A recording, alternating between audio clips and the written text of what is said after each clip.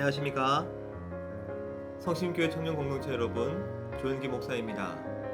오늘 조목 종목은 성경 한 구절을 함께 읽으면서 시작하도록 하겠습니다. 이사야 57장 15절 말씀입니다. 지극히 존귀하며 영원히 거하시며 거룩하다 이름하는 이가 이와 같이 말씀하시되 내가 높고 거룩한 곳에 있으며 또한 통회하고 마음이 겸손한 자와 함께 있나니 이는 겸손한 자의 영을 소생시키며 통회하는 자의 마음을 소생시키려 함이라. 오늘 이 말씀은 아주 독특한 진리를 우리에게 알려줍니다. 먼저 하나님께서 어떤 존재이신지를 우리에게 말해주죠. 하나님은 지극히 존귀하며 영원하시며 거룩하신 분이십니다. 우리가 생각할 수 있는 그 어떤 존재보다 더 귀한 존재, 아니 우리가 감히 상상할 수도 없는 위대한 존재가 바로 우리의 하나님이십니다. 그런데 그렇게 존귀하신 하나님께서 누구와 함께 하신다 말씀하십니까? 존귀한 사람이 아니죠. 위대한 인물이 아닙니다. 마음이 겸손한 자, 통회하는 자와 함께 하신다고 약속하십니다. 이 땅에서 지극히 낮은 사람, 겸손한 사람과 함께 하신다고 말씀하고 계시는 것이죠. 겸손한 것. 오늘 바로 다룰 주제가 겸손입니다. 구원을 받는 참 신앙의 증거는 바로 겸손입니다. 여러분은 어떠십니까? 여러분은 겸손하십니까? 우리가 어쩌면 하나님을 안다라고 말하는 것은 참으로 겸손하지 못한 일입니다. 신앙 체험이든 영적 지식이든 그 어떤 것이든 내가 하나님과 관련하여 많이 알고 있다거나 많이 경험했다거나 많이 소유했다고 생각하는 것, 바로 그것이 교만입니다. 왜냐하면 하나님은 우리의 생각과 상상을 초월하시는 존재이기 때문입니다. 우리가 많이 알면 알수록 우리는 우리가 아는 것이 너무나도 작은 일부라는 것을 깨닫게 되는 것이죠. 하나님을 알면 알수록 하나님은 더욱 존귀하시며 영원하시며 거룩하신 하나님이시고 내가 그 하나님을 다 알 수 없음을 깨닫게 되는 것입니다. 그 하나님 앞에서 내가 아무것도 아님을, 어제보다 오늘 내가 더욱 아무것도 아님을 고백하게 되는 것이죠. 바로 그것이 참 믿음을 소유한 사람의 겸손입니다. 우리는 말씀을 통해 하나님을 알아갑니다. 하나님의 하나님 되심이 무엇인지 하루도 쉬지 않고 더욱 알아갑니다. 그러면 어떻게 됩니까? 하나님은 점점 커져가시고 나는 점점 작아집니다. 바로 이것이 겸손의 첫 번째 특징입니다. 자기 자신이 사라져 간다는 것이죠. 삶이 100이라는 숫자라면 그 전에는 내가 30은 채워야 할 줄로 알았습니다.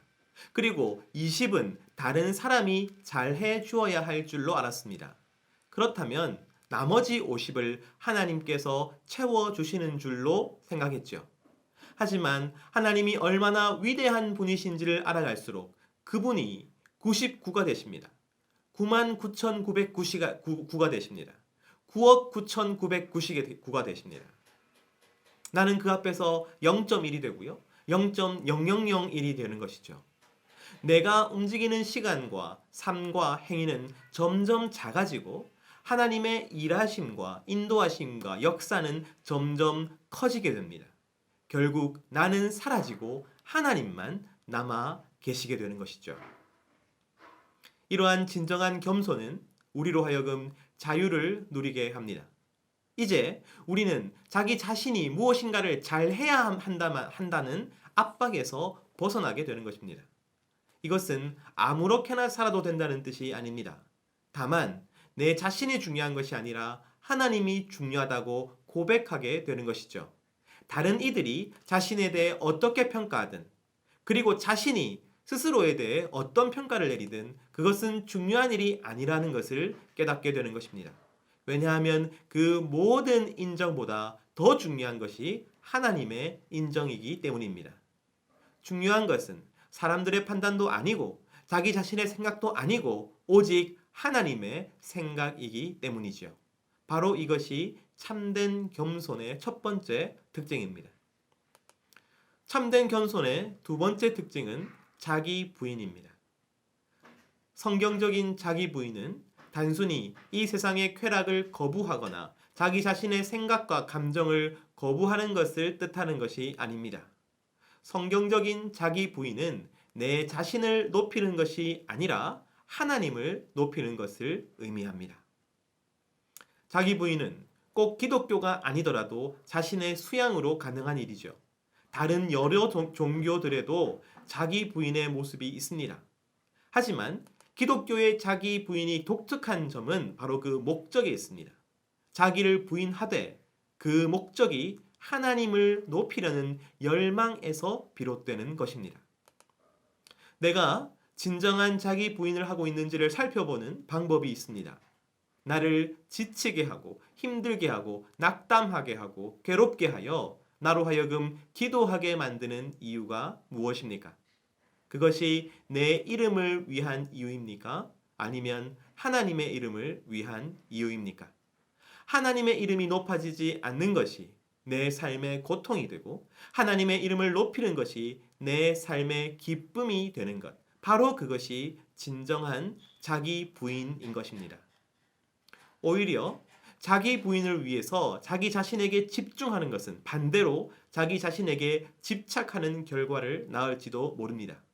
우리는 우리보다 훨씬 더 크신 하나님의 영광과 하나님의 사랑과 하나님의 은혜에 집중해야 합니다. 하나님의 시선과 하나님의 인정에 집중해야 합니다. 바로 그것이 진정한 자기 부인인 것이죠. 세 번째, 참된 겸손의 특징은 회개입니다. 겸손한 사람은 겉으로 드러난 행위뿐만 아니라 내 안에 있는 교만이나 죄악도 모두 회개하게 됩니다. 무엇 때문입니까? 평소에는 자신이 의롭고 다른 사람보다 나아 보이지만 기도로 하나님 앞에 나아갈 때는 그 거룩하신 하나님 앞에서 내가 정말 아무것도 아니라는 것을 깨닫게 되는 것이죠.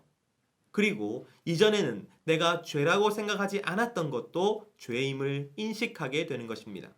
내 작은 허물과 잘못도 그 놀라우신 하나님 앞에서 너무나도 극명하게 드러나는 것이죠. 하지만 겸손한 자가 회개할 수 있는 이유는 그 위대하신 하나님께서 나의 죄를 반드시 사하여 주실 것을 믿기 때문입니다. 위대하신 하나님께서 베풀어 주시는 위대한 은혜를 깨닫게 되기 때문입니다. 회개란 결국 내 죄가 사해질 것이라는 소망이 있어야 가능한 것이죠. 겸손한 자는 그래서 더욱 놀랍고 더욱 위대한 은혜를 바라봅니다. 존귀하고 영원하시고 거룩하신 하나님께서 베푸시는 존귀하고 영원하고 거룩하신 은혜가 자신에게 주어진다는 것을 믿기 때문입니다. 은혜가 무엇입니까? 은혜란 자격 없는 자에게 주어지는 호의입니다. 우리가 하나님을 더욱 알면 우리가 더욱 자격 없다는 사실을 알게 되겠지요. 그런 내게, 자격 없는 내게 무한히 주어지는 은혜가 더 크고 더 놀랍다는 사실을 발견하게 되는 것입니다. 우리에게 주어지는 은혜는 그야말로 무한한 은혜입니다.